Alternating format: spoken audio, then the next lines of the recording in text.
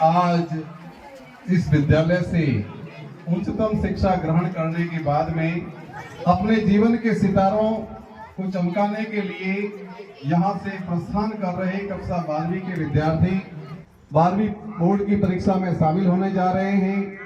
लेकिन आज आप लोगों को यहाँ से प्रस्थान करवाते समय आपके छोटे भाइयों के द्वारा 3 चीजें सौंपी गई है। फूलों की मालाएं, श्रीफल और कलम भेंट की गई है। इन 3 चीजों का आपके जीवन के अंदर बहुत बड़ा महत्व है। यही बात ये आपको सीख देने के लिए, प्रेरणा देने के लिए चीजें आज आपको यहाँ उपहार के रूप में आपके भाइयों के द्वारा आपको प्रदान की हुई है। फूलों की मालाएं पहना करके कि आप समाज के अंदर जिस राह पर, जिस नवीन चुनौतियों को सामना करने के लिए जा रहे हैं, जैसे एक बाग को ये फूल महकाते हैं, आप भी समाज के अंदर अपनी प्रतिभा का लोहा मनवाएं और आपकी सुगंध दूर दूर तक जाए और आपके ये छोटे भाई और हम आपके गुरुजन आपका नाम सुन करके अपने आप को गौरवान्वित करें। हम शान के साथ में कह सकें कि ये मेरा स्टूडेंट है। कलम आज की सबसे बड़ी ताकत है। सिकंदर जैसा महान व्यक्ति ने भी कहा था कि मुझे तलवार से डर नहीं लगता, मैं कलम से भयभीत होता हूं। एक तलवार हो सकता है 1, 2, 3, 4, 10, 20 लोगों की हत्या कर सकती है, लेकिन परिवर्तन की उसके अंदर ताकत नहीं है। कलम में वो क्षमता है जो समाज के पूरे स्वरूप को बदल देती है। तो आपके सामने समाज के अंदर जो कुरीतियां हैं, उनके संघर्ष के लिए आपको ये कलम भेंट की है, जिसकी ताकत से आप समाज के लिए प्रेरणा बने और समाज को एक नई दिशा देने का काम करें। तीसरी चीज आपको दी है श्रीफल के रूप में। श्रीफल दिखने में ऊपर से जितना कठोर होता है, भीतर से उतना ही मुलायम और मीठा होता है। आप भी समाज के अंदर, परिवार के अंदर, जहां परिवेश में जा रहे हैं, आपके सामने ये सारी चुनौतियां आएंगी। अगर आपने कठोर बना करके भी समाज के सामने रख लिया, तो भी समाज आपको ज्यादा तवज्जो नहीं देगा। और अगर ज्यादा सरल और मीठे बन करके रह गए, तो भी समाज के अंदर आपकी ज्यादा अहमियत या पूछ होने वाली नहीं है। आप समतुल्य बने।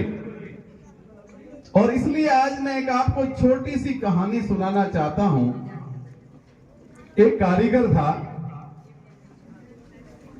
वो अपने कारखाने में काम कर रहा था और उसके साथ में उसका छोटा बेटा 8-10 साल का, वो भी उसके साथ में काम कर रहा था। आप लोगों के मस्तिष्क में कई बार प्रश्न पैदा होते हैं। उस बालक के मन में भी एक प्रश्न पैदा हुआ और उसने अपने पिताजी से पूछा कि पिताजी, मानव का मूल्य क्या है? आदमी का मूल्य क्या है? पिताजी एक बार तो सकपका गए, बोले ये क्या पूछने जा रहा है। फिर उन्होंने कहा कि भाई, मानव का तो मोल हो ही नहीं सकता, वो तो अमोल है। तो फिर उसने दूसरा प्रश्न पूछा कि क्या सब मानवों का मोल समान है? तो पिताजी ने कहा हां, लगभग सभी मनुष्यों का मोल समान है। तो फिर बालक के मन में तीसरा प्रश्न पैदा हुआ कि पिताजी, फिर समाज के अंदर ये आदमी तो बड़ा है, ये आदमी छोटा है, ये आदमी अमीर है, ये आदमी गरीब है, फिर ये ऐसा क्यों होता है? पिताजी ने देखा कि अब इसको समझाने की बारी आ गई है। पिताजी ने सामने एक लोहे का पट्टा पड़ा हुआ था, कहा कि बेटा वो उठा करके लेके आना। बेटा लेकर के आया, उसको पूछा कि इसकी क्या वैल्यू है, कीमत क्या है। बोले पापा 10-20 रुपए मिल जाएंगे। बोले बहुत अच्छी बात है, अगर मैं इसको गला करके और अगर मैं इसका हथौड़ा बना दूं तो इसकी कीमत कितनी मिलेगी। बोले पापा ठीक है, इसकी कीमत बढ़ जाएगी, 50 रुपए 100 रुपए मिल जाएंगे।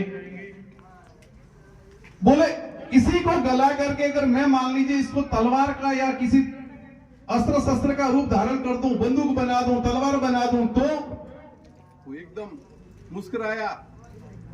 बोले फिर तो पापा इसकी कीमत और ज्यादा बढ़ जाएगी। और तब जाकर के पिताजी ने समझाया कि यही बात है, समाज में सबका मोल तो समान है, लेकिन हर व्यक्ति समाज में अपने आप को अपने तरीके से गढ़ता है, और अपने तरीके से जब गढ़ता है तो उसके परिणाम स्वरूप समाज में उसकी कीमत होती है, उसकी कदर होती है, उसकी वैल्यू होती है। आप लोगों को मैं सिर्फ यही बात बताना चाहता हूं कि आप अपने गुणों के द्वारा, आपके भीतर जो क्षमता है उस क्षमता के द्वारा, अपने व्यक्तित्व के द्वारा, अपने आचरण के द्वारा अपने आप को गढ़ने का काम करना, ताकि आप समाज के अंदर एक बहुमूल्य इंसान बन सकें, आप प्रतिभावान व्यक्ति बन सकें। और अगर आप अपनी योग्यता को पहचान करके काम नहीं कर पाओगे तो ठीक फिर उस लोहे की छड़ की भांति आपकी कद्र या वैल्यू बढ़ने वाली नहीं है। तो प्यारे विद्यार्थियों, मैं आपको आज के इस अवसर पर आपके भावी मंगल की शुभ कामनाएं करता हूं।